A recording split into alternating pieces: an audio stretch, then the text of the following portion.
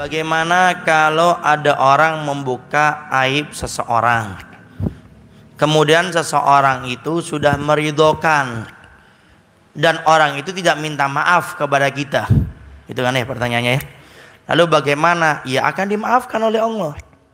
Kenapa? Karena kalau urusan dengan manusia Allah tidak ikut campur. Kenapa? Karena itu hakul adami yang harus diselesaikan antara manusia dengan manusia. Nabi pernah mau menyolati sahabatnya yang berjuang untuk Nabi, sholatnya sama Nabi, kemudian majelis taklimnya sama Nabi. Tapi di saat itu sahabat punya utang yang belum dibayar kepada orang lain, Nabi tidak mau menyolati sahabat ini. Kenapa? Kalau Nabi menyolatinya akan menjadi syafaat, Nabi menggugurkan hak manusia dengan manusia. Nabi tidak mau. Nabi nggak menyolati. Tapi ternyata ada sahabat yang berkata, wahai Rasulullah, hutangnya nanti saya yang bayar. Baru Nabi mau menyolatinya. Jadi kalau ada orang berbuat jelek kepada kita, contohnya, kemudian kita sudah maafkan, walaupun dia tidak minta maaf, oh itu sangat hebat. Kalau ada orang berbuat salah kepada kita, kemudian minta maaf, itu hebat. Tapi tidak lebih hebat, tidak bisa mengalahkan pahalanya orang yang dia itu didolimi sama orang, dimaafkan sebelum orang itu memberi maaf.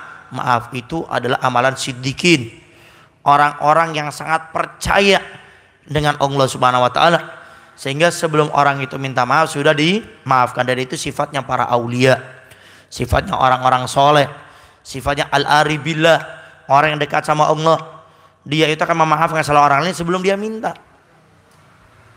Nabi berapa kali di saat orang kafir berbuat zalim sama Nabi, masuk Islam, kemudian minta maaf sama Nabi, sudah dimaafkan sebelumnya. Kenapa? Karena mereka tahu cara pandang mereka dengan ujian itu beda dengan cara pandang kita dengan ujian.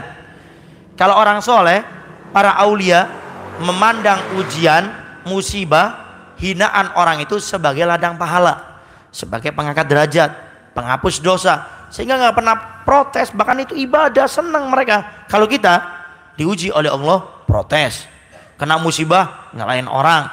Diberi bencana, berusaha tidak terima dengan apa yang telah Allah tetapkan. Padahal mau terima nggak terima tetap akan terjadi. Tinggal bagaimana cara pandang kita dengan ujian tersebut. Wallahu a'lam bishawab.